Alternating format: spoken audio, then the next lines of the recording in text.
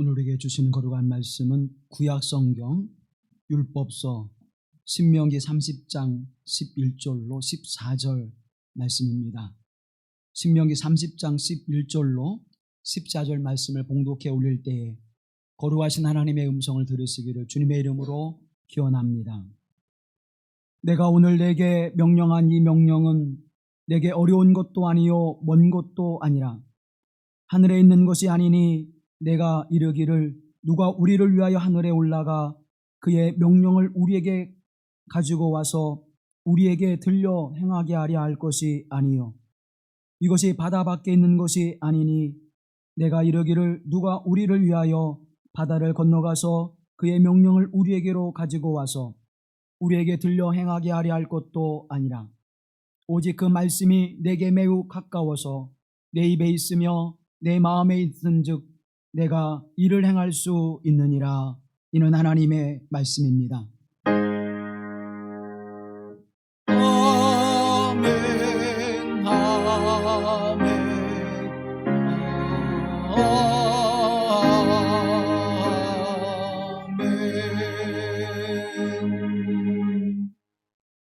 우리 주 예수 그리스도의 은혜와 평강이 저와 여러분 가운데, 우리 사랑하는 가족과 친척들 가운데 또 온 땅의 사람들이 함께 하시기를 주님의 이름으로 기원합니다. 미국의 국민교사로 불려지는 사람이 있습니다. 작가이면서 또 교육학과 심리학을 연구한 사람으로 할 어반이라고 하는 사람이 있는데, 그분이 지은 책 가운데에 긍정적인 말의 힘이라고 하는 책이 있습니다. 할 어반은 이 책에서 말의 힘이라고 하는 글을 우리에게 소개해 줍니다.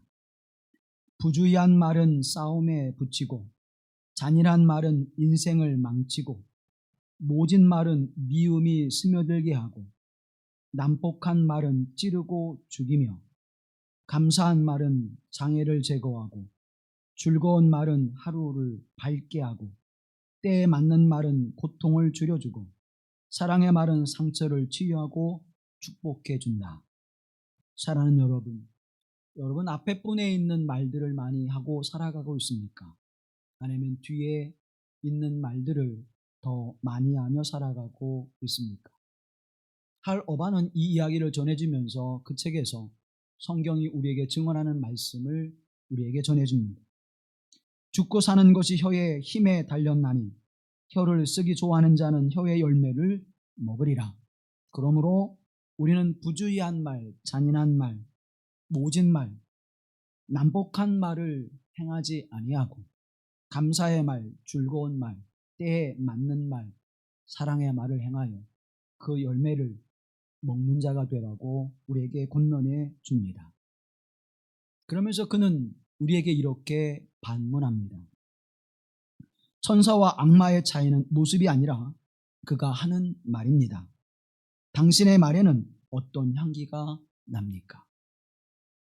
여러분의 행하는 말 속에는 어떤 언어가 들어져 있습니까? 거기에는 예수 그리스도의 말이, 하나님의 복음의 은총이 담겨져 있는 말, 그래서 생명을 전하며 구원의 은총을 전하는 말이 여러분의 언어 속에, 여러분의 마음과 입술에 임하기를 주님의 이름으로 기원합니다. 사람의 말은 이처럼 파괴력을 가지기도 하고 또 창조력과 생명력을 가지기도 합니다. 우리의 속담에 말 한마디로 천냥빚을 갚는다고 하는 이야기가 있습니다. 그만큼 말의 중요성을 우리에게 이야기해 주고 있고요. 또 그 말이 어떤 힘을 갖는지를 우리는 너무나도 잘 알고 있습니다. 그럼에도 불구하고 말하는 것이 결코 쉽지 않습니다. 왜냐하면 그 말은 우리의 생각과 마음, 우리의 인생 가운데 쌓여져 있는 것들이 나오게 되어져 있기 때문입니다. 지난주에 말씀을 드린 것처럼 입을 크게 벌려 하나님의 말씀을 두루마리로 넣어줄 때에 우리의 배와 창자에 가득하게 된 사람 속에서 나오는 말은 무엇일까요? 하나님의 말씀이 나오게 될 것입니다. 늘 하나님의 말씀을 먹는 사람은 그 말씀이 그 안에 담겨져 그 말씀이 나와질 것이고, 내 생각과 내 지혜를 가지고 살아가는 사람은 늘 그 사람의 생각과 지혜에 국한되어져 있는 그러한 언어들이, 그러한 가치가 나오게 될 것입니다. 자본주의 문화 속에 살아가는 사람은 자본주의의 그 가치가 나와질 것이고, 공산주의에 사는 사람들은 공산주의의 가치가 그 안에서 나오게 될 것입니다. 오늘 우리의 인생을 어떻게 만들어가느냐는 내가 무엇으로 채워지느냐가 중요한 의미를 갖게 되어질 것입니다. 날마다 우리의 삶 속에 선하고 사랑스러운 감사와 평안의 말을 우리에게 담아 놓게 되어질 때, 그것이 문득 내가 맞닥뜨리는 순간순간마다 그와 같은 것들이 나아가 나와 상대를 편하게 하고 또 관계를 아름답게 만드는 삶의 모습을 살아가기도 하지만, 대부분의 사람들은 우리의 마음에 상처와 아픔이 있기에 누군가에게 공격적이기도 하고 방어적인 모습으로 살아가기도 합니다. 그것이 누군가에게 상처를 주고 누군가에게는 또 아픔과 고통을 가져다는 것을 우리는 부인할 수가 없습니다. 또 아무리 선하고 내가 왜 그때 그 말을 했을까? 그 말을 하지 않았어야 되는데 라고 뉘우치는 그러한, 또 우리가 깨닫는 경우는 무엇일까요? 우리의 마음이 나의 입술과 일치되지 않기 때문이죠. 마음은 미움이 있는데 사랑의 말을 내놓을 수가 없는 것입니다. 사랑의 마음이 있는데 독하고 악한 말을 내놓을 수가 없는 것입니다. 우리의 마음에 사랑으로 가득하면 사랑의 말을 내놓고, 우리 마음에 미움이 가득하면 미움의 말을 내놓을 수밖에 없습니다. 그것이 우리의 삶의 모습이지요. 그런데 하나님의 말씀은 어떠할까요? 사람의 말도 생명력이 있고 창조력이 있고 파괴성을 가지고 있는데, 하나님의 말씀은 더 크고 놀라운 말씀이 될 것입니다. 하나님의 말씀은 이루 말할 수 없는 권능과 능력을 가지고 있고 생명을 가지고 있다고 우리는 고백하고 있습니다. 창세기 1장 1절 말씀에 태초에 하나님이 천지를 창조하셨느니라. 그 천지의 창조는 무엇으로 이루어졌습니까? 하나님이 말씀하시니, 하나님이 이르시되. 사랑하는 성도 여러분, 하나님이 말씀으로 온 땅과 하늘을 창조하셨습니다. 우리의 말은 땅에 떨어지지만 하나님의 말씀은 1.1획도 땅에 떨어지는 법이 없으며 그 말씀은 반드시 성취되는 하나님의 말씀인 줄로 믿습니다. 요한복음 1장 1절 말씀해 보면 태초에 말씀이 계시니라. 이 말씀이 하나님과 함께 계셨으니 이 말씀은 곧 하나님이시라. 말씀이 곧 하나님이시라. 근데 그 하나님이 말씀으로 태초에 모든 것들을 창조하시고 그 생명을 내셨고 지금 우리와 함께 하신다고 고백하고 있습니다.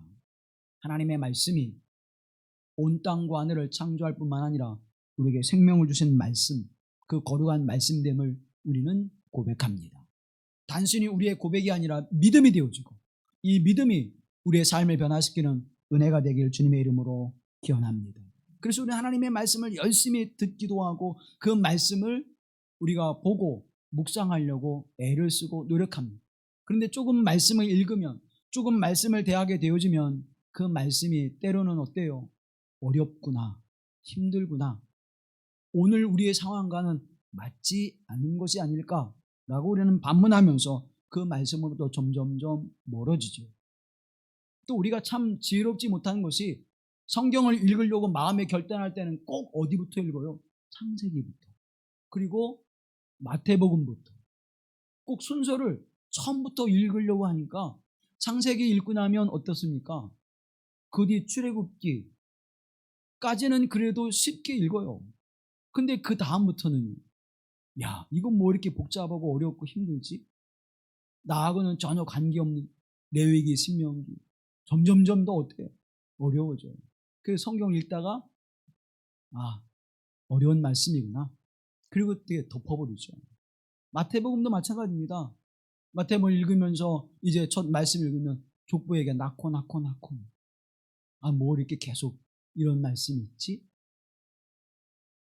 하나님의 말씀을 읽고자 하는 여러분, 그 말씀을 늘 묵상하고 대언하고자 하는 여러분, 어느 곳을 펴든지 하나님의 말씀은 하나님의 말씀입니다.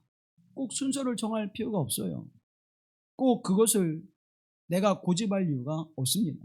어떤 순간이든 내가 펼쳐 그 말씀을 가까이 하는 여러분이 되길 주님의 이름으로 기원합니다. 후탁 그리스도인이라고 아십니까? 이건 또 무슨 그리스도인인가? 이단도 아니고 이방인도 아닌데 후탁 그리스도인이 어떤 사람들인가 하면 주일에 성경을 들고 교회를 옵니다. 예배를 드려요. 예배 시간에 목사님이 이제 말씀을 주면서 어디 말씀을 펴서 함께 읽읍시다. 그 펴서 읽고 보고 그리고는 성경을 그때 가까이 하죠. 그 집에 돌아가서는 성경을 선반이나 책상 위, 가방 속에 넣어놓습니다. 그 가방 속에 넣어놓으면 그래도 먼지는 안 타지는데 선반이나 책상 위에 놓아두면 한 주 내내 그것을 보지 않으니까 그 위에 먼지가 쌓여요. 그 다음 주일날 성경책을 들고 가려고 하니까 먼지가 있어요. 어떻게 하죠? 부는 거예요. 불어서 다 먼지가 털리면 괜찮은데 먼지가 다 안 털려. 그러니까 어떻게 해요? 탁탁 털어내는. 그래서 무슨 그리스도인? 후탁 그리스도인. 사랑하는 여러분, 혹시 여러분은 후탁 그리스도인은 아닙니까? 아니, 목사님 이렇게 시대에 뒤떨어진 얘기 하지 마십시오. 요즘에는 스마트폰에 다 성경 어플이 있습니다. 성경을 가지고 스마트폰에 다 보고 있습니다.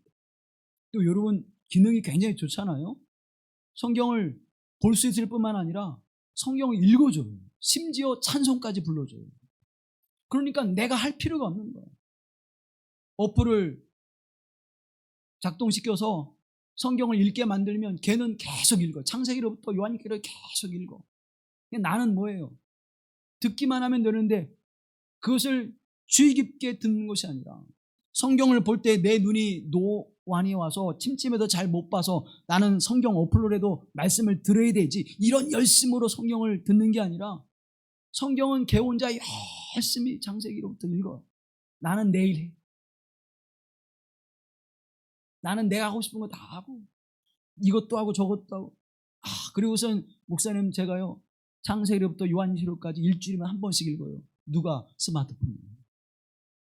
걔가 읽는 거지 내가 읽는 게 아니야. 찬송을 얼마나 열심히 불러요. 걔가 부르는 건지 내가 부르는 게 아니야.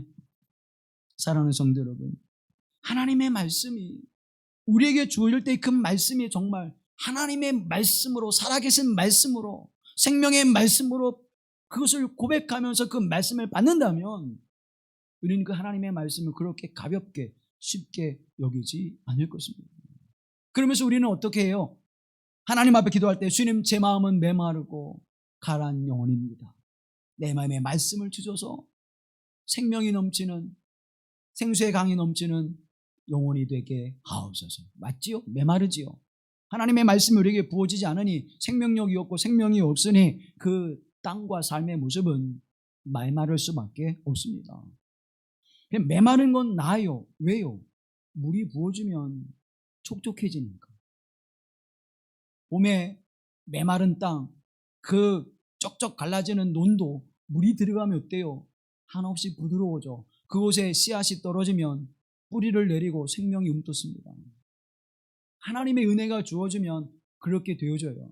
그런데 주님, 저는 메마른 땅이 아니라, 메마른 영혼이 아니라 제 마음과 우리 가정은요 차돌멩이 같아요. 돌멩이는 어떻습니까 여러분? 그 위에 물을 아무리 부어준다고 한들 그 돌멩이가 부드러워지거나 그 물을 먹으면서 그곳에 생명을 싹트게 하지 않습니다. 차돌멩이 같은 내 마음, 말씀을 전해줘도요 우리 애들이 얼마나 차돌멩이 같은데요, 우리 남편이 얼마나 차돌같이 반석 같은 마음인데요 말씀이 들어갈 틈이 없어요. 그러나 사랑하는 성도 여러분, 하나님의 말씀은 우리에게 이렇게 증언해주고 있습니다. 시편 114편 8절에 그가 반석을 쳐서 못물이 되게 하시며 차돌로 샘물이 되게 하셨도다. 아멘. 반석을 쳐서 못물이 되게, 웅덩이의 물이 되게 하시고 차돌로 샘물이 되게 하셔서 생명의 생수가 그곳에 고이고 넘쳐 흐르게 하신 하나님의 말씀의 능력이 우리 가운데 함께 하심을 믿으시길 주의 이름으로 기원합니다. 메마른 내 영혼 위에 반석과 같은 차돌멩이 같은 내 마음을 하나님의 말씀이 부어져 그 말씀으로 못물이 되게 하시고 생명의 생수가 흐르는 거룩한 샘물이 되게 하셔서 날마다 주의 은혜로 나를 덮으시옵소서. 씨앗이 떨어지면 그 씨앗이 뿌리를 내리고 생명력을 가져 움트고 자라게 하시며 꽃을 피우고 열매를 맺게 하시듯 주의 말씀이 내게 임하여 그 말씀이 차돌멩이와 같은 내 심령과 영혼 가운데, 반석과 같은 내 영혼과 심령 가운데 하나님의 말씀이 주어져 그 말씀이 열매를 거두게 하옵소서. 사랑하는 성도 여러분, 여러분의 마음이 차돌멩이 같습니까? 여러분의 마음이 메마르고 가는 영혼 같습니까? 염려하거나 걱정하지 마십시오. 하나님의 말씀이 여러분의 마음을 옥토로 변화시키며 온유하고 부드러운 모습으로 변화시킬 줄로 믿습니다. 너는 내게 와서 배우라. 나는 온유하고 겸손하니 내가 너에게 주는 멍에는 가볍고 쉬우니라고 우리에게 말씀해 주고 있지 않습니까? 예수 그리스도를 바라보십시오. 예수 그리스도를 향하십시오. 그러면 우리의 차돌뱅이와 같은 마음이, 반석과 같은 마음이, 굳어진 내 마음이 부드러워져 온유하고 겸손한 자가 되어지고 그곳에 씨앗이 떨어질 때에 생명을 자라게 하는 하나님의 은혜가 함께할 줄로 믿습니다. 오늘 본문의 말씀에 보면 14절 말씀에 오직 그 말씀이 내게 매우 가까워서 내 입에 있으며 내 마음에 있은즉 내가 이를 행할 수 있느니라고 말씀하고 있습니다. 내 입에 있으며 내 마음에 있다는 거예요. 그 어떤 것보다도 가까이 있다고 말씀합니다. 그 가까이 계신 하나님의 말씀, 그래서 하나님의 뜻을 따라 산다고 하는 것은 결코 어렵지 않음을 우리에게 말씀해 주고 있는 것입니다. 우리 때때로 그러지요. 기도하다가도 하나님의 뜻이 도대체 무엇이에요? 하나님, 우리의 삶 속에 이런 문제, 이런 삶의 모습을 주는 이유가 무엇이에요? 저는 하나님의 뜻을 도무지 알 수가 없습니다. 나로 깨닫게 하옵소서. 그런데 정말 하나님의 뜻을 모를까요? 정말 여러분 하나님의 뜻을 몰라서 하나님의 말씀에 순종하지 않는 거예요? 아니면 하나님의 뜻을 어렴풋이 알겠는데 하나님의 뜻은 이런 것인데 하나님의 길은 오른쪽인데 나는 왼쪽으로 가고 싶어서 애써 모르는 척하고 왼쪽으로 가고 있는 것입니까? 솔직히 한번 얘기해 봅시다. 스스로에게. 하나님의 말씀이 도무지 어렵고 힘들고 그 말씀을 난해해서 알 수 없는 것이 아니라 내 생각과 뜻이 이미 내 마음에 정해져서 그 말씀을 보지 못할 뿐이라는 것입니다. 하나님의 말씀, 여러분 하나님 앞에 신앙생활 할 때 어떻게 됩니까? 어떤 신앙생활에 돼요? 모르는 분이 있습니까? 하나님 앞에 예배를 드릴 때 어떤 마음으로 예배를 드려야 됩니까? 모르는 분이 있습니까? 하나님 앞에 예물을 드릴 때 어떻게 예물을 드려야 됩니까? 모르는 분이 있습니까? 하나님 앞에 찬양하며 하나님 앞에 예배에 참여할 때 어떻게 해야 됩니까? 모르는 분이 있습니까? 완전하게는 알 수 없지만 우리 모르진 않잖아요, 적어도. 그런데 우리는 어떻게 살아가고 있습니까? 모르는 것처럼. 하나님, 모르겠어요. 하나님의 뜻이 하나님의 섭리와 역사하심이 도무지 어떤 것인지 모르겠어요. 이런 핑계 저런 핑계들을 대고 있지는 않습니까? 세례자 요한이 세례를 베풀면서 그들에게 외칩니다. 회개하라, 회개하라. 그리고 회개에 합당한 열매를 맺으라고 외칩니다. 그때 그 소리를 듣고 사람들이 세례 요한에게 달려와서 뭐라고 하지요? 그러면 우리가 무엇을 해야 되겠습니까? 회개에 합당한 열매, 회개하는 삶의 모습이 무엇입니까? 우리 가르쳐 주십시오. 그런 고백이죠. 그래서 세례 요한이 이렇게 이야기합니다. 당신이 속옷을 2벌 가지고 있으면 1벌을 가난한 자에게 나눠 주십시오. 당신에게 먹을 양식이 있으면 그 양식을 양식이 없는 사람에게 나누어 주십시오. 당신이 세리라면 나라에서 정한 만큼의 세금을 받고 나머지는 구하지 마십시오. 당신이 군인이라면 당신에게 주어진 권력만을 행하고 그 권력으로 그 누구에게도 해하거나 어려움을 가져다 주지 마십시오. 그렇게 이야기합니다. 무엇입니까?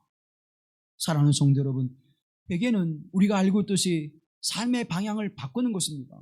삶의 방향을 바꾸기 위해서는 우리의 가치를 바꿔야 되는 것이죠. 무엇으로요? 사람의 생각, 죄인된 생각의 모습에서 하나님의 생각, 하나님의 말씀으로 우리를 바꾸는 것입니다. 하나님의 말씀은 무엇입니까? 하나님의 말씀은 우리를 존중히 여기십니다. 우리를 사랑하십니다.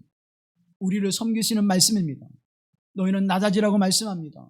너희는 겸손하라고 말씀합니다. 너희는 사랑하고 섬기며 용서하고 베풀라고 말씀해주고 있습니다. 사랑하는 성도 여러분, 그것이 뭐예요? 회개한 삶의 모습이에요. 그것이 하나님의 나라의 백성의 모습이에요. 가장 낮고 천한 자를 높이 여기는 것이 하나님의 말씀이고 그 말씀을 따라 사는 거룩한 삶의 모습임을 성경은 우리에게 증언해주고 있습니다. 그러면 내 삶이 바뀐다고 하는 것은, 내 삶이 하나님 앞에 새롭게 되어진다고 하는 것은 바로 그러한 삶을 살아가는 것입니다. 그것이 회개에 합당한 열매를 맺는 삶의 모습이고 빛으로 살아가는 삶의 모습이죠. 그래서 우리는 하나님의 말씀을 읽을 때마다 그 말씀을 통해서 맞습니다. 하나님의 말씀이 맞습니다. 그렇게 살아가야 되죠. 맞습니다. 그 말씀을 따라 내가 살아야 하지요. 주님, 내가 이 말씀을 따라 살지 못했습니다라고 우리는 회개하기도 하고 뉘우치기도 하고 우리의 무릎을 탁 치면서 이 말씀대로 살아야지 결단하기도 합니다. 사랑하는 성도 여러분, 그러면서도 여전히 우리의 마음속에, 우리의 생각 속에 자리 잡고 있는 것은 무엇입니까? 그럼에도 불구하고 하나님의 말씀은 내게 너무 어렵고 무겁고 불편해. 그렇죠? 말씀을 따라 살려고 했더니 불편해. 마음과 뜻과 힘과 정성을 다하려고 했더니 어때요? 힘들잖아요. 예배를 드리는 때 여러분, 이 예배를 드리는 것 여러분 쉽습니까? 어렵습니까?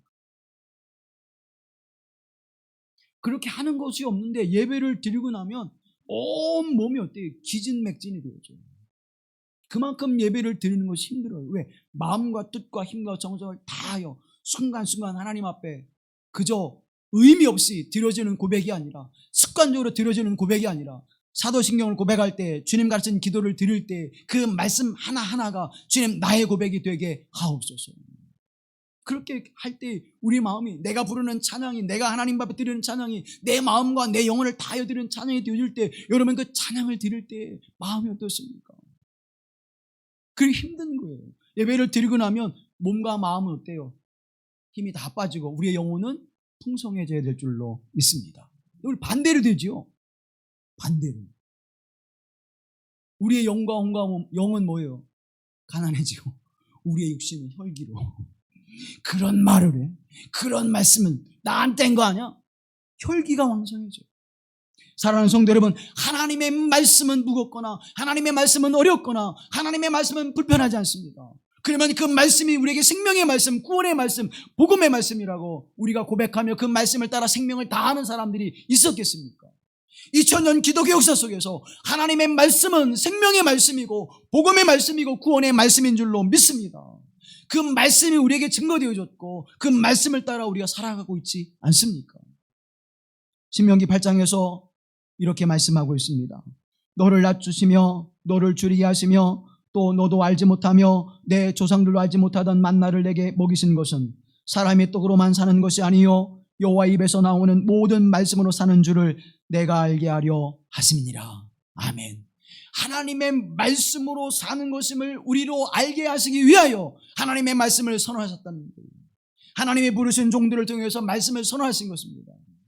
사랑하는 성도 여러분, 그저 그냥 이 시간이 우리에게 주어진 것이 아니라고 하는 사실을 기억하십시오. 하나님의 말씀이 내게 주일 때 내 삶이 살아나고 하나님의 말씀이 내게 주일 때 내 영과 혼과 몸이 살 뿐만 아니라 내 가정과 내 자녀들이, 이 믿음의 공동체가, 이 땅에 있는 세워진 하나님의 교회가 생명력을 가지고 살아가게 하시는 하나님의 은혜가 함께할 줄로 믿습니다. 그 근본이 어디에 있다는 거예요? 하나님의 말씀, 여호와 입에서 나오는 말씀에 있느니라. 그래서 하나님의 말씀이 나를 살리는 거예요. 왜 내 영혼이 메마릅니까? 왜 내 영혼이 강팍하여집니까? 왜 내 영혼이 굳어지고 있습니까? 하나님의 말씀이 내게 주어져 그 말씀을 받아 건강한 모습으로, 강건한 모습으로 살아가지 못하기 때문임을 기억하십시오. 하나님의 백성은 하나님의 입에서 나오는 말씀으로 사느니라. 그래서 오늘 본문의 말씀 15절과 19절 말씀해 보면, 보라 내가 오늘 생명과 복과 사망과 화를 내 앞에 두었나니. 내가 생명과 사망과 복과 저주를 내 앞에 두었는데 우리는 무엇을 선택하는 것입니까? 사랑하는 성도 여러분, 생명을 선택하시고 복을 선택하는 여러분 되길 주님의 이름으로 기원합니다. 하나님의 말씀을 받는 자, 그 말씀의 삶을 살아가는 자는 이 하나님의 놀라운 은혜를 우리에게 누리게 하신다는 거예요. 목사님, 내 말을 때 주님의 은혜를 구했지요. 반석과 같이 차돌멩이 같은 내 마음이 굳어서 하나님의 은혜를 구했지요. 그런데 하나님, 내게는 더 말씀이 어렵고 지키기 힘들고 평안이 되기보다는 무거운 짐이 되는데 어떻게 합니까? 어떻게 할까요, 여러분? 어떻게 하세요? 하나님의 말씀이 도무지 살아있는 말씀으로 내게 여겨지지 않는다면, 하나님의 말씀이 도무지 하나님의 말씀으로 믿어지지 않는다면 하나님의 성령께 구하십시오. 지혜와 계시의 성령께서 하나님의 말씀을 우리로 깨닫게 하시고 그 말씀이 생명의 말씀인 것을 가르쳐 줄 줄로 믿습니다. 지혜는 뭡니까? 하나님의 말씀을 깨닫게 하는 은혜예요. 계시는 무엇입니까? 하나님을 나타내 보이시는 거예요. 그래서 말씀이 육신이 되어 이 땅에 오신 그 예수 그리스도를 나타내 보이실 때 우리가 어떻게 합니까? 하나님의 성령을 통하여 그분이 예수님인 것을, 나의 구주인 것을, 그분이 하나님의 말씀인 것을 우리로 알게 하시는 것입니다. 지혜와 계시의 성령이 우리와 함께 하셔서 그를 알게 하시는 거예요. 하나님의 영이 다윗과 함께함으로 그것을 알게 하시는 것입니다. 하나님의 영이 모세와 함께함으로 그것을 알게 하시는 것입니다. 하나님의 영이 함께 하심으로 말미암아 사무엘이 하나님의 사역을 감당하는 것입니다. 하나님의 영이 임하니까 예수 그리스도와 함께하지 못했던 제자들이 이제는 예수 그리스도와 함께함으로 생명을 내걸고 복음을 위해 살아가는 삶의 모습을 결단하게 되어지는 것입니다. 하나님의 성령이 우리와 함께 하실 때에 지혜와 계시의 성령이 우리로 그 말씀을 깨닫게 하시고 이 땅에 오신 말씀이 예수 그리스도인 것을 알게 하시며 그 말씀을 따라 살아가는 삶의 모습에 생명과 복이 되어짐을 우리로 깨닫게 하신 하나님의 은혜가 임하기를 주님의 이름으로 기원합니다. 그래서 예수님께서 뭐라고 말씀하십니까? 내가 너희를 떠나는 것을 너희가 염려하지 말라. 이제 내가 떠나고 너희 곁에 누가 오시리라? 보혜사 성령이 너에게 오셔서 너희로 하나님의 말씀을, 내가 너에게 전한 말씀을 깨닫게 하고 그 말씀을 생각나게 하리라. 그러면 그것이 너에게 더 어떻게 하리라? 유익하리라. 하나님의 성령이 우리에게 오셔서 우리로 유익하게 하신다고 말씀해 주셨습니다. 그러면 사랑하는 성도 여러분, 하나님의 성령을 사모하십시오. 하나님의 성령이 우리로 말씀을 깨닫게 하시고 내가 기도할 때에 그 말씀으로 나의 삶의 모습을 이끄시는 하나님의 은혜가 함께할 줄로 믿습니다. 그래서 하나님의 말씀을 가까이 하라고 말씀합니다. 주님은 그 말씀을 우리에게 두었다라고 말씀합니다. 오늘 본문의 말씀을 통하여 성경은 우리에게 말씀합니다. 11절 말씀 다 같이 보시죠. 내가 오늘 내게 명령한 이 명령은 내게 어려운 것도 아니요 먼 것도 아니라. 아멘. 어려운 것도 아니요 먼 것도 아니라. 사랑하는 성도 여러분, 어려운 것이라는 것은 뭐예요? 아무리 생각하고 아무리 이렇게 보고 저렇게 봐도 알 수 없는 것은 어렵다고 말하죠. 그런데 여러분 보세요. 검은 것은 검습니다. 어려워요, 쉬워요? 쉽잖아요. 흰 것은 힙니다. 여러분 어려워요, 쉬워요? 쉽잖아요. 지금 이곳이 전등으로 밝게 비쳤습니다. 밝은 것을 밝다, 어두운 것은 어둡다 말하는 것은 어때요? 쉽잖아요. 그래서 예수님께서 말씀하시기를 예할 것은 예하고 아니요 할 것은 아니요 하라는 거예요. 근데 우리는 그렇지 못할 때 어려움을 경험하지. 이거는 아닌데, 내가 생각해보니까 아닌데. 근데 상황과 형편과 이 모든 모습 어떻게 해요? 예라고 말할 수밖에 없는 분위기로 몰아가요. 그러면 그때부터 우리는 어때요? 복잡해져, 어려워져, 힘들어져. 그렇지 않아요? 저만 그런가요? 여러분, 아니요! 아닙니다! 단호하게 말해야 되는데 그렇게 말할 수 없는 상황이 아니야. 눈치를 보니까 해야 될 것 같은 느낌적인 느낌이 막 와닿는 거예요. 그럴 때 어떻게 우리는 머릿속에서 복잡해지죠. 왜 하나님의 말씀이 복잡해지느냐? 말씀을 핑계대고 순종하지 않으려고 하니까 복잡해지는 거예요. 하나님의 말씀이 내게 주일 때 그 말씀에 아멘 주여 내가 믿습니다. 내 생명이 주님의 손에 달렸으니 이 말씀을 지켜 행함으로 말미암아 내가 어려움과 고난을 당할 때에도 하나님 반드시 나를 건져내어 주셔서 막대기와 지팡이로 나를 안위하실 것을 내가 믿습니다. 아멘하고 순종하면 쉬울 텐데 복잡하게 생각하고 복잡. 어떻게 하면 이런 핑계 저런 핑계로 이 말씀에 순종하지 않을까? 어떻게 하면 이런 핑계 저런 핑계로 말씀을 바꿔서 내가 좀 편하고 유익하게 이 말을 바꿀까? 사랑하는 성도 여러분, 하나님의 말씀을 기억하십시오. 세상 사람들도 하나님의 말씀을 좋은 말씀이라고 말하지, 야, 그 말씀은 절대 너희가 믿으면 안 돼, 그렇게 말하는 사람들이 있습니까? 교회에 다니지 않아도, 하나님을 알지 못해도 성경 말씀을 잘못되거나 악하다고 말하지 않습니다. 하물며 우리는요, 그 말씀이 하나님의 말씀인 것을 믿으면서도 그 말씀에 순종하지 않는 까닭과 이유는 무엇입니까? 하나님의 말씀은 어렵지 않습니다. 예할 것은 예하고 아니오할 것은 아니오하라고 우리에게 말씀해주고 있는 것입니다. 또 하나님의 말씀은 먼데 있지 않다고 말씀합니다. 왜 하나님이 먼데 있지 않다고 말씀할까요? 하나님의 말씀은 선명하기 때문에, 분명하기 때문에. 사랑하는 성도, 하나님의 말씀을 우리가 주을 때 그 말씀이 분명하게 되어져, 그 말씀의 언약과 그 은혜가 오늘 우리에게 주어지는 복과 은총이 여러분의 삶 속에 경험되어지기를 주님의 이름으로 기원합니다. 노안이 되어지면 어때요, 여러분?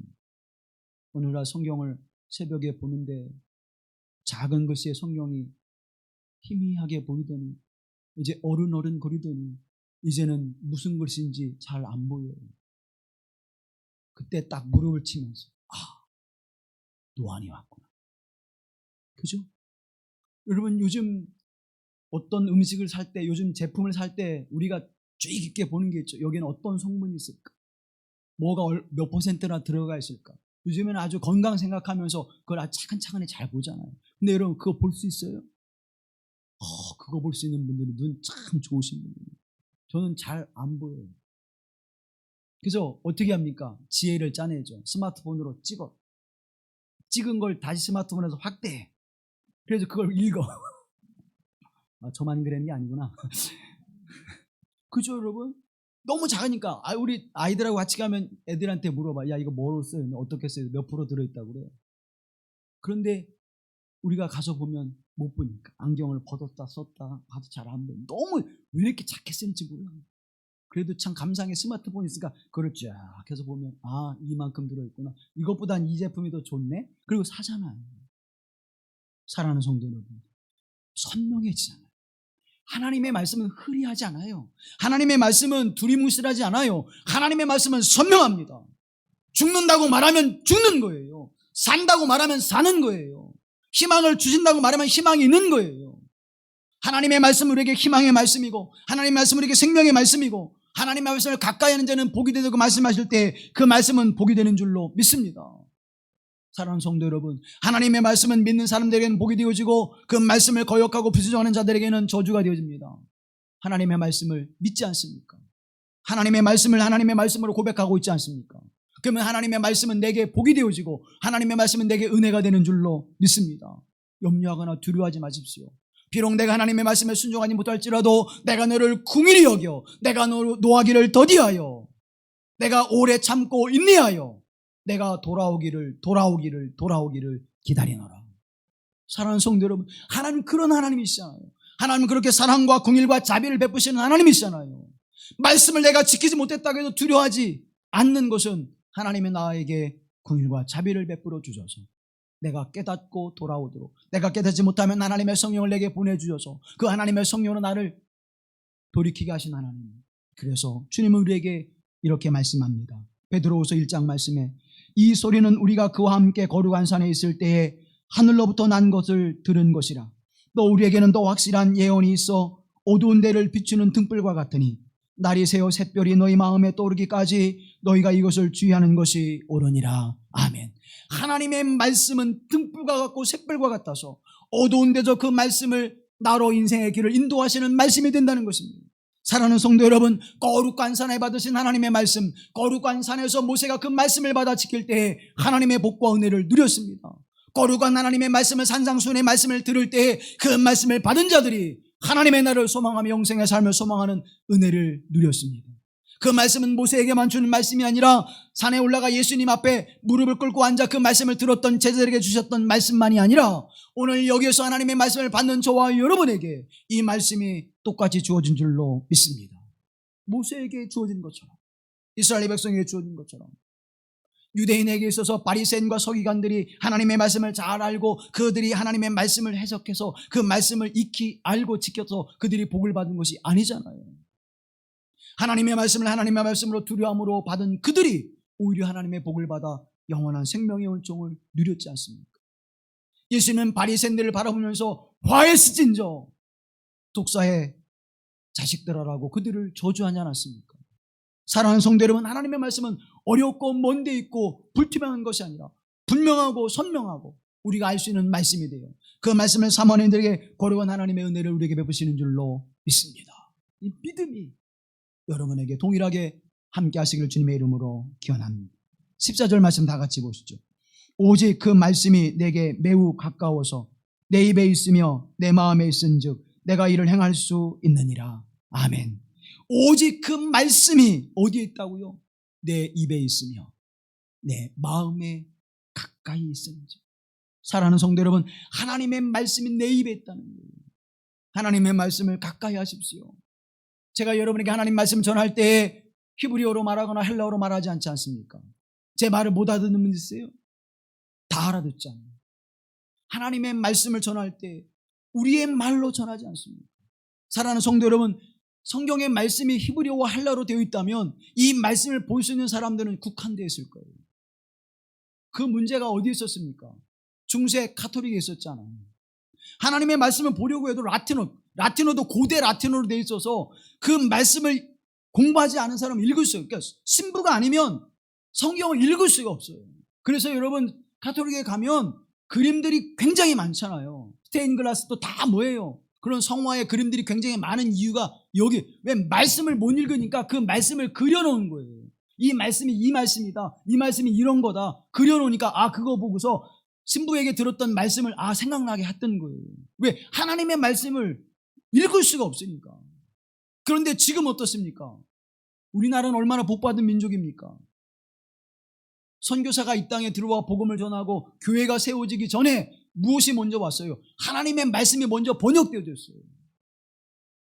그래서 그 번역된 말씀이 우리에게 들어왔잖아요. 선교사들이 우리나라에 들어올 때 우리말로 번역된 성경을 가지고 들어왔던 민족이에요. 이 땅에 어떤 민족도요 그런 민족이 없어요. 선교 역사 속에서 이렇게 하나님의 말씀이 번역되어서 우리말로 쉽게 읽을 수 있도록 들어온 나라가 어디에 있습니까? 이렇게 복받은 민족이에요. 이렇게 하나님의 은혜를 받은 민족이에요. 그런데 하나님의 말씀을 우리가 너무나 등한시하고 있지 않습니까? 하나님의 말씀을 너무나 멀리 우리가 놓고 있지 않습니까? 에스겔 3장 5절 6절 말씀해 보면 너를 언어가 다르거나 말이 어려운 백성에게 보내는 것이 아니요 이스라엘 족속에게 보내는 것이라. 너를 언어가 다르거나 말이 어려워 내가 그들의 말을 알아듣지 못할 나라에게 보내는 것이 아니니라. 하나님의 말씀을 보낼 때 그 말씀이 하나님의 말씀을 통하여 깨닫게 하신다는 거예요. 사랑하는 성도 여러분, 하나님의 말씀을 입에 뒀다고 하는 것은 우리의 언어와 우리의 생각으로 그 말씀을 충분히 알아들을 수 있도록 우리에게 베푸신 하나님의 은혜, 우리를 향하시는 하나님의 배려가 있음을 기억하십시오. 그 말씀을 우리에게 줬지 않습니까? 하나님의 말씀을 가까이 하십시오. 하나님의 말씀을 늘 읊조리십시오. 그럼 하나님의 성령께서 우리로 그 말씀을 깨닫게 하시고 그 말씀을 따라 순종하며 믿음으로 살아가게 하시는 거룩하신 은총이 우리 가운데 함께 하실 줄로 믿습니다. 마음에 있다는 것은 무엇입니까? 우리로 그 말씀을 깨달아 알게 하신다는 거예요. 마가복음 4장 33절 말씀해 보면 예수께서 이러한 많은 비유로 그들에게 알아들을 수 있는 대로 말씀하시되 가르쳐 주셨다는 거예요. 사랑하는 성도, 하나님의 말씀을 가르쳐 주셨다는 거예요. 어떻게? 비유로 알아들을 수 있도록 깨달을 수 있도록 우리에게 가르쳐 주셨다는 거예요. 그러면 하나님의 말씀, 곧 믿음은 들음에서 나고 그 들음은 그리스도 예수로 말미암으니라. 예수 그리스도를 알게 하시는 거예요. 하나님의 말씀이 내게 임하여 그리스도의 말씀인 것을 우리로 알게 하셔서 내게 믿음이 자라게 하신 하나님의 은총, 그 은혜를 우리에게 베풀어 주시는 은혜가 함께하는 것입니다. 지혜와 계시의 성령이 우리와 함께 하신다고 하는 것은 우리에게 믿음을 더하실 때 그리스도의 말씀이 무엇이고 그 말씀이 어떤 것인지를 깨달아 알게 하시는 은혜를 우리에게 다 베풀어 주신다는. 그러면 우리가 사모할 것은 무엇입니까? 하나님의 말씀을 사모하십시오. 하나님의 성령을 사모하십시오. 하나님의 말씀이 밝히 비춰지게 될 것입니다. 보여 우리로 알게 하실 것입니다. 목사님만 아는 것이 아니에요. 목사만 아는 것이 아니에요, 여러분. 하나님의 말씀을 사모하는 자, 하나님의 성령을 사모하는 자, 그에게 하나님의 말씀과 그 은혜가 더욱 깊이 경험되어지고 그 은혜를 누리게 될 줄로 믿습니다. 그리고 14절 말씀에 하반절이 이렇게 말씀합니다. 내가 이를 행할 수 있느니라. 내가 이를 행할 수 있느니라. 누가? 내가. 사랑하는 성도님, 하나님의 말씀을 받은 자들이 이 말씀을 행할 수 있느니라. 어려운 말씀이 아니라는 거예요. 우리가 지킬 수 없는 말씀이 아니라는 거예요. 요한일서 5장 3절 말씀에 보면 하나님을 사랑하는 것은 이것이니 우리가 그의 계명들을 지키는 것이라. 그의 계명들은 무거운 것이 아니로다. 마태복음 11장 30절 말씀에 이는 내 몽에는 쉽고 내 짐은 가벼움이라.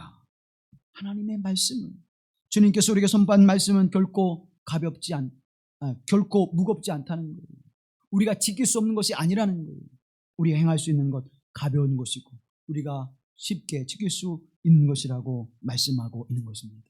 여러분, 사랑하는 사람을 보면 그 사랑하는 사람의 모습을 우리가 보기만 해도 어때요? 알잖아요. 우리가 자녀들을 사랑하면 자녀들의 표정만 봐도 얘가 무슨 문제가 있구나, 근심이 있구나, 뭐가 해결되지 않은 문제가 있구나, 뭔지 정확하게는 알지 못하지만 우리가 어떻게 알 수 있잖아요. 왜 그렇습니까? 사랑하기 때문에, 관심이 있기 때문에. 그것을 우리가 알 수 있는 건 아닙니까? 하나님을 사랑하십시오. 하나님을 사랑하면 하나님의 말씀이 우리에게 깨달아지는 것입니다. 왜 하나님의 말씀이 어렵도다, 하나님의 말씀을 지킬 수 없도다, 하나님이 이렇게 내게 무거운 말씀을 주십니까? 그 이야기는 난 하나님 사랑하지 않습니다, 그런 얘기예요. 하나님을 사랑해 보십시오. 하나님의 말씀이 깨달아집니다. 하나님의 말씀을 사랑해 보십시오. 하나님의 말씀을 사모하지 않을 수가 없는 것입니다. 무엇 때문에요? 내 유익을 위해서만 하나님 부르는 거예요.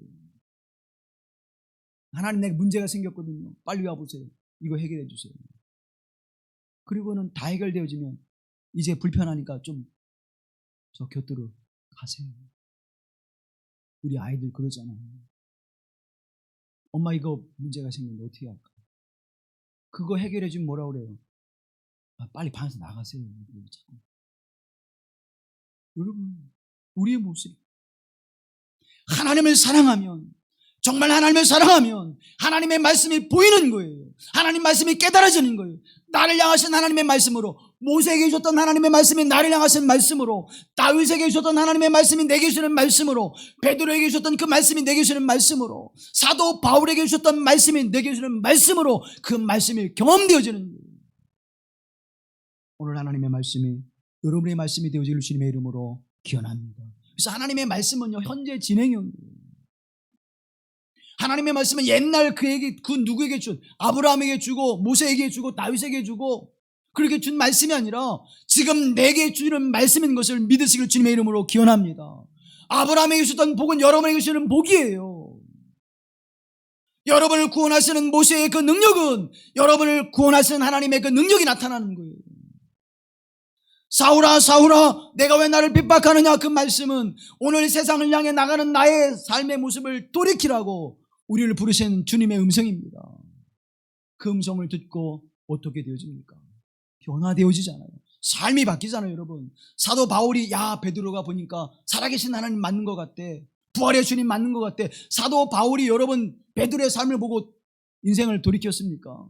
제자들의 삶의 모습을 보고 그 열매를 보고 돌이켰습니까? 아니에요. 누구의 말씀을 듣고요? 부활하신 주님의 말씀을 듣고 그 인생이 변화된 줄로 믿습니다. 사랑하는 성도 여러분, 하나님의 말씀을 들으십시오. 부활의 주님의 말씀을 들으십시오. 그 말씀이 나의 인생을 변화시키고 여러분의 자녀를 변화시키고 여러분의 가정을 변화시키며 이 몸된 교회를 변화시킬 줄로 믿습니다. 하나님의 사랑은 보이는 거예요. 사랑하는 만큼 보이는 거예요. 한때 유홍준 교수가 쓴 나의 문화유산 답사기라는 책이 굉장히 유행된 적이 있습니다. 그분이 거기에서 하는 말이 뭐냐면 아는 만큼 보인다는 거예요. 옛날의 그 문화와 전통 우리가 가서 모르면 그냥 지나치는 거예요. 저게 배울림 기와로 이렇게 돼 있어서 왜 팔자로 만들었지? 왜 육자로 만들었지? 지붕을 굳이? 모르면 뭐예요? 백제시대는 팔자, 조선시대는 백제시대 때는 팔자, 조선에 가면 육자 형식으로 만들어서 왜 그렇게 만들었을까? 발전해 오는 거예요. 왜 배울림으로 되어 있을까? 이렇게 배가 이렇게 흘려지는 처럼. 우리 나라에는 뭐가 있으면 추나 추동, 우리나라에는 해가 비치는 그 기울기가 다 달라요. 그래서 그 빛을 어떻게 하면 잘 비추게 할까? 그거에 맞춰서 그렇게 한 거잖아요. 그걸 모르면 저건 왜 팔자야? 왜 저건 육자야? 저건 왜 이렇게 어렵게 배울림으로 만들었어? 보이면 거기에 지혜가 있구나. 지혜가 있구나. 사랑하는 성도 여러분, 하나님을 사랑하면 지혜가 하나님의 말씀을 보게 하시는 것입니다. 조선 후기의 문장가이면서 서화가이며 김포 군수를 지낸 분이 있습니다. 그분이 유한준이라고 하는 문인입니다. 그분이 이런 말씀하세요. 지즉위진애 애즉위진강 간즉 축지 이비도야 축야 이비도축야라 이렇게 말합니다. 이 뜻이 뭐냐면 알면 곧 참으로 사랑하게 되고 사랑하면 참으로 보게 되고 볼 줄 알게 되면 모으게 되니 그것은 한갓 모으는 것이 아니다. 사랑하면 알게 되어지고 알면 더 많은 것을 보게 되고 더 많은 것을 보면 더 풍성해진다는 거예요. 사랑하는 성도 여러분, 하나님의 말씀을 사랑하십시오. 하나님을 사랑하십시오. 그러면 하나님의 말씀이 들려집니다. 하나님 말씀을 사랑하십시오. 그러면 하나님이 나를 향하시는 그 음성이 들려지게 되고 그 말씀이 내게 언약하셔서 나로 생명과 평안과 복을 누리게 하시는 거룩한 말씀인 것을 알게 하시는 것입니다. 그래서 성경은 뭐예요? 사랑으로 쓰신 글씨예요. 하나님의 사랑으로 쓰신 우리 계신 말씀이에요. 하나님의 말씀은 현재 진행형입니다. 오늘 나에게 주시는 하나님의 말씀인 것입니다. 지금도 하나님 여러분을 향해서 말씀하고 계시는 거예요. 그 하나님의 말씀과 음성을 들으시는 사랑하는 여러분 되어지기를 주님의 이름으로 기원합니다. 1850년 1월 5일 영국의 콜체스터라고 하는 작은 시골이 있었습니다. 때는 겨울이에요. 눈보라가 몰아칩니다. 폭설이 내려서 밖을 나갈 수가 없는 상황이 되었습니다. 예배를 드리러 교회당을 가야 되는데 폭설로 눈보라로 갈 수가 없어요. 15살 된 소년이 가까운 교회를 갔습니다.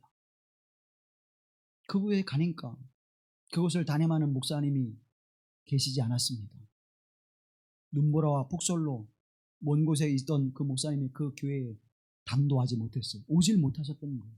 그래서 가까이 있었던 성도들이 모여서 예배를 드리기 시작합니다. 그리고 그 예배 속에서 이제 말씀을 전할 수 없으니까 하나님의 말씀을 읽고 그 말씀을 묵상하고 기도하는 시간을 2시간 동안 가졌습니다. 그때 이런 말씀이 선포됐습니다. 이사야 45장 22절에 있는 말씀인데 땅의 모든 끝이여 내게로 돌이켜 구원을 받으라. 나는 하나님이라 다른 이가 없느니라. 이 말씀을 선포하고 그들이 그 말씀을 붙잡고 기도하고 은혜의 시간을 갖고 이제 한 2시간이 흘러서 예배가 폐했습니다. 그때 그 말씀을 읽고 봉독했던 그분이 15살 소녀인 스폴천에게 와서 이렇게 이야기합니다. 젊은이, 피곤해 보이는데 힘들어 보이는데 하나님을 바라보세요. 예수님을 바라보세요. 근데 그 말씀이 하나님의 음성으로 들려지는 거예요. 스폴전 목사님이 나중에 목회하면서 목사가 된 후에 그때를 이제 기억하면서 그때 나는 어둠에서 찬란한 빛을 보았습니다. 나는 그때 죽음에서 생명을 경험했습니다. 그렇게 고백합니다. 사랑하는 성도 여러분, 하나님의 말씀, 내게 주신 말씀으로 고백하게 될 때 스폴전을 변화시키고 회심의 놀라운 역사를 이루게 하셨던 것처럼 오늘 하나님의 말씀이 우리에게 주어져 그 말씀이 여러분의 삶을 그렇게 변화시키는 능력의 말씀, 생명의 말씀이 되어지기를 주님의 이름으로 기원합니다. 그래서 우리 기도할 때 하나님, 오늘 내게 주시는 하나님의 말씀이 내 인생의 사건을 일으키는, 내 삶의 변화를 일으키는 말씀이 되게 하여 주옵소서. 그 말씀을 듣고 변화된 내 삶의 모습을 통하여 내가 내 가족에게, 내 사랑하는 이들에게 말씀을 증언할 때 그 말씀을 듣는 그들이 그 말씀의 능력과 권능을 경험하게 하시는 사건을 일으키는 말씀이 되게 하소서. 그들의 삶이 변화되게 하옵소서. 생명력 있고 창조적인 말씀, 사건을 일으키는 말씀이 되게 하옵소서. 이렇게 기도하며 하나님의 은혜를 구하시길 주님의 이름으로 권면합니다. 왜 교회의 경건의 능력이 사라졌습니까? 왜 세상 사람들이 다 믿어도 그리스도인들은 믿지 않는다고 이야기하고 있습니까? 하나님의 말씀이 내 안에 주어져 그 말씀의 능력과 권능이 나타나지 않기 때문입니다. 하나님의 말씀은 멀리 있지 않습니다. 하나님의 말씀은 애매모호하지 않습니다. 하나님의 말씀은 내 입에 있고 내 마음 가까이에 있습니다. 내게 주신 하나님의 말씀, 내게 가까이 계신 하나님의 말씀, 그 말씀을 사랑하지 않기에 멀리 있는 거예요. 가까이 있으면서 사랑하지 않으면 멀리 있듯이, 멀리 있지만 사랑하면 가까이 있게 느껴지듯이 하나님의 말씀을 사랑하십시오. 하나님의 말씀을 사모하십시오. 이 말씀이 여러분에게 복이 되어지고, 이 말씀이 여러분에게 평강을 주고, 이 말씀이 여러분의 영혼과 여러분의 가족과 여러분의 삶을 더욱 풍요롭게 하실 줄로 믿습니다. 하나님의 뜻, 그 말씀이 밝게 비춰져 여러분의 인생을 이끌어가는 고로한 말씀이 되어져 오늘 하나님을 찬양합니다. 그 하나님의 은혜를 찬양합니다. 하나님 앞에 나와 기쁨으로 영광을 누리는 복된 삶이 되어지기를 주님의 이름으로 기원합니다. 자비로우신 아버지 하나님, 오늘도 말씀하시는 주의 음성을 듣기를 위하여 주님 말씀하시옵소서. 종이 듣겠나이다 고백하는 사무엘의 믿음으로 여기에 머리 숙여 싸우니 주의 말씀을 주시되 생명의 말씀, 복된 말씀, 언약의 말씀을 통하여 성취하셔서 그 평안과 기쁨을 누리게 하시는 말씀을 주시옵소서. 그 말씀이 우리에게 위로와 능력이 되게 하시고 우리의 삶을 변화시키는 말씀이 되게 하옵소서. 나를 변화시키게 하시고 내 가정을 변화시키게 하시고 이 몸된 믿음의 공동체를 변화시키게 하시고 이 나라 이 민족을 살리는 말씀이 되게 하셔서 그 말씀의 능력과 권세로 살아가는 거룩한 하나님 백성이 되게 하옵소서. 우리 주 예수 그리스도의 이름으로 기도하옵나이다. 아멘.